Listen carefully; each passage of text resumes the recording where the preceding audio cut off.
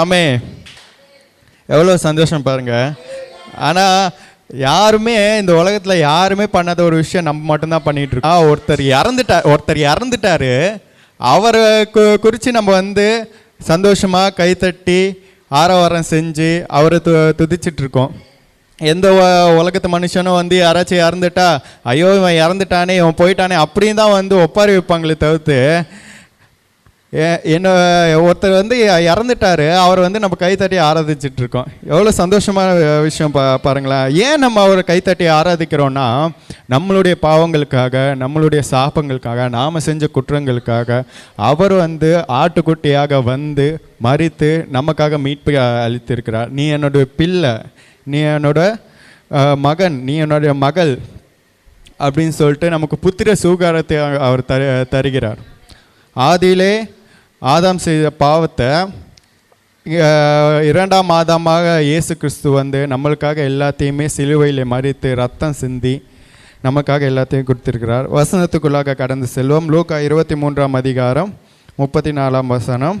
பிதாவே இவர்களுக்கு மன்னியும், தாங்கள் செய்கிறது என்னதென்று அறியாதிருக்கிறார்களே. இங்கே நம்ம ஒரு விஷயத்தை கவனிக்கணும். பிதாவே இவர்களுக்கு மன்னியும், பிதாவே இவர்களுக்கு மன்னியும். இவர்கள்னா யார்? நம்ம ஒரு வசனத்தை குறித்து நம்ம வந்து பார்க்குறோம். இந்த ஒரு 7 வசனத்தை நம்ம வந்து வருஷம் நம்ம வந்து போதங்கள்னாகவும் நம்ம வந்து வசனங்களாகவும் நம்ம வந்து பார்த்துட்ருக்கோம். ஆனால் ஒரு டைமும் இந்த 7 வார்த்தைகளை நீங்கள் படிச்சிங்கன்னா ஒரு டைமும் உங்களுக்கு புது புது அர்த்தம் கிடைக்கும். இவர்களை மன்னியும் அப்படின்னா அங்கே யார் யார் இருக்கா? சிலுவை அரைஞ்ச இடத்துல யார் யார் இருக்கா? சேனைகள், ரோம சேனைகள் இருக்காங்க, யூத ஆசாரியர்கள் இருக்காங்க, அவர் வேணான்னு சொல்லிட்டு ஒதுக்கின மக்கள் இருக்காங்க. ஸோ யாரை சொல்கிறா? இவர்களை மன்னியும். அங்கே இருந்து ஏசப்பா இவர்கள் செய்கிறது, பிதாவே இவர்கள் செய்கிறது என்னதென்று அறியாதிருக்கிறார்கள். யாரை வந்து சிலுவையில் அறிகிறோம்னு சொல்லிட்டு தெரியாமல் இருக்கிறார்கள், யாரை வந்து நம்ம தூஷணப்படுத்துகிறோம்னு சொல்லிட்டு தெரியாமல் இருக்கிறார்கள். அதற்காக நீங்கள் அவங்களை தண்டிக்க வேணாம், எது வந்தாலும் என்ன தண்டிச்சுக்கோங்க.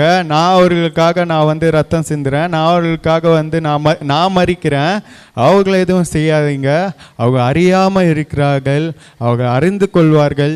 நீங்கள் அவர்களுக்காக என்னை தண்டிங்க, அவங்கள மன்னியுங்க.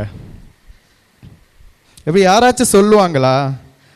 நீ தப்பு செஞ்சனா நீ போயிட்டு தண்டனை அனுப்புவி, நான் எதுக்கு தண்டனை அனுப்பிக்கணும் அப்படின்னு சொல்லிட்டு நம்மளை வந்து மாட்டி விடுறதுக்கு தான் நம்ம உலகத்தில் இருக்கிற எல்லாருமே நினைப்பாங்க. ஆனால் இங்கே வந்து இயேசு கிறிஸ்துவை பாருங்கள், அவங்க மற்றவங்களோட பாவத்துக்காக, நம்மளுடைய பாவங்களுக்காக அவர் மரிக்கிறார். ஸோ அங்கே ஒரு விஷயத்தை அவர் வந்து இந்த வசனத்தை குறித்து நான் தியானிக்கும் பொழுது ஒரு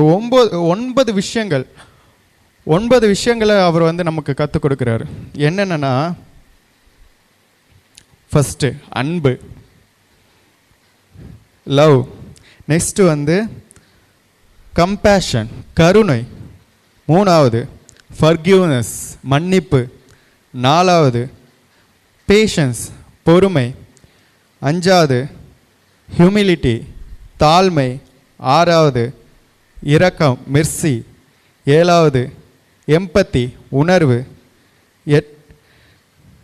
8வது பீஸ், சமாதானம். 9வது சால்வேஷன், ரட்சிப்பு. இந்த 9 விஷயங்களை வந்து அவர் நமக்கு கற்றுக் கொடுக்குறாரு. அன்பாக இருக்கிறத பற்றி கற்றுக் கொடுக்குறாரு, கருணையாக இருக்கிறத பற்றி கற்றுக் கொடுக்குறாரு, பொறுமையாக இருக்கிறத பற்றி கற்றுக் கொடுக்குறாரு, மன்னிக்கிறத குறித்து கற்றுக் கொடுக்குறாரு. அதுபோல் 9 விஷயம்: தாழ்மை, இரக்கம், உணர்வு, சமாதானம், ரட்சிப்பு. ஸோ இவைகள் எல்லாத்தையும் குறித்து நமக்கு கற்றுக் கொடுக்குறாரு. எப்படி உங்களை வந்து கஷ்டப்படுத்தினாலும், உங்களை ஒதுக்கியே வச்சாலும், உங்களை வேணான்னு சொல்லிட்டு தள்ளி விட்டாலும் அவங்கக்கிட்ட நீங்கள் எப்படி நடந்துக்கணும்? பொறுமையாக நடந்துக்கணும், தாழ்மையாக நடந்துக்கணும், அன்பாக நடந்துக்கணும். எதிரினிடத்திலும் அன்பை தான் நம்ம காட்டணுமே தவிர்த்து நம்ம அங்கே கோபத்தை காட்டக்கூடாது.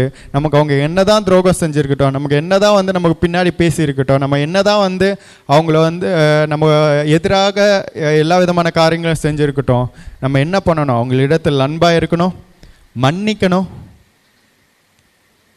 சமாதானமாக இருக்கணும், ரட்சிப்பை சொல்லணும், இரக்கம் பாராட்டணும். ஸோ ஏன்னா இது எல்லாத்தையும் நம்மளோட இயேசு கிறிஸ்து செஞ்சுருக்கிறார். அவர் யார் நமக்கு? அவர் வந்து நமக்கு தகப்பன், அப்பா. நம்ம என்ன அப்பா பிதாவேனும் கூப்பிடத்தக்கதான புத்திர சுகாரத்தை எனக்கு கொடுத்திருக்கிறார் என்று நம்ம வேதத்தில் வாசிக்கிறோம். அப்போது அவர் யார்? நமக்கு தகப்பன். அப்போது நம்ம யார்? நம்ம யார்?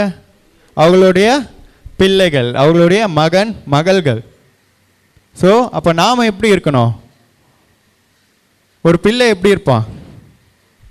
இப்போ ஒரு குழந்தை பிறக்குது, இந்த குழந்தைய பார்க்கும்போது அவங்க அப்பா மாதிரியே இருக்கான்ப்பா, இவங்க அவன் அம்மா மாதிரியே இருக்கான்ப்பா அப்படின்னு சொல்லிட்டு சொல்லுவோமா இல்லையா? அதே போல தான் அவர் நம்மளுடைய தகப்பன்.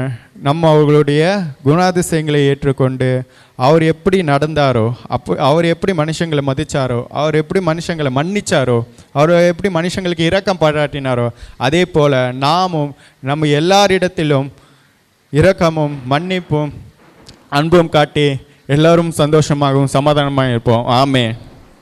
அல்லேலூயா.